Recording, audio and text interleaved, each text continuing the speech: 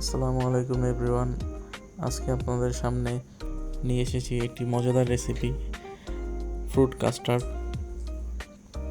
প্রথমে আমরা 4 টেবিল চামচ কাস্টার্ড পাউডারের সাথে দুধ অ্যাড করে কাস্টার্ড পাউডারটা ভালো করে গুলিয়ে নিয়েছি, যাতে করে এর ভেতরে কোনো পরিমাণ দানা না থাকে। এরপর একটি প্যানে 1.5 লিটার পরিমাণ দুধ দিয়ে দিয়েছি। এখানে আমরা 1 কাপ পরিমাণের মতো চিনি দিয়েছি।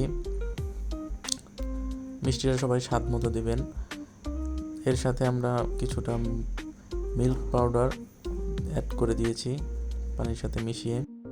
যখন দুধটা ফুটতে শুরু করবে তখন আমরা গোলানো কাস্টার্ড লিকুইডটি দিয়ে দেব। এরপরে ভালো করে নেড়েচেড়ে এটাকে মিশিয়ে দেব দুধের সাথে।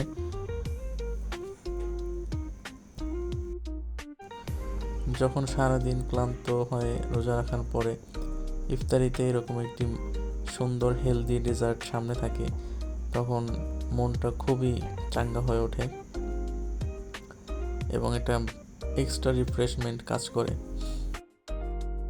এরপরে কাস্টার্ডটা ঘন হয়ে গেলে চুলা থেকে উঠিয়ে রুম টেম্পারেচারে ঠান্ডা করে নিতে হবে।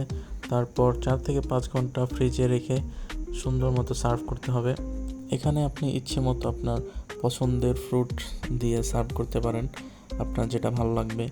কিন্তু আজকে আমি হাতের কাছে যা ছিল তাই দিয়েই তৈরি করলাম।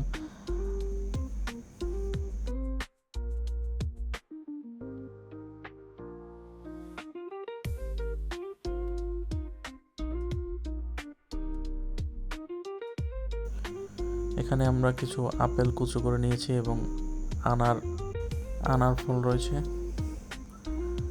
এবং আমরা এর সাথে কিছু কলা স্লাইস করে নিয়েছি এবং আঙ্গুর ফল নিয়েছি। এর সাথে আপনি স্ট্রবেরি, আমের সিজনে আম অ্যাড করতে পারেন। যে কোনো ফল দিয়ে চাইলে আপনি এটা টেস্ট করতে পারেন।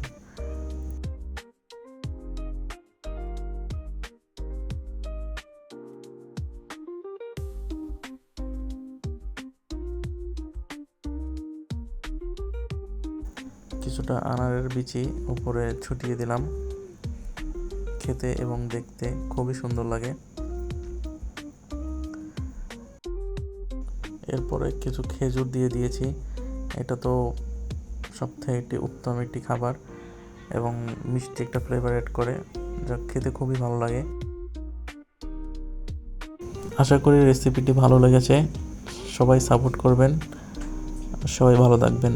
আসসালামু আলাইকুম।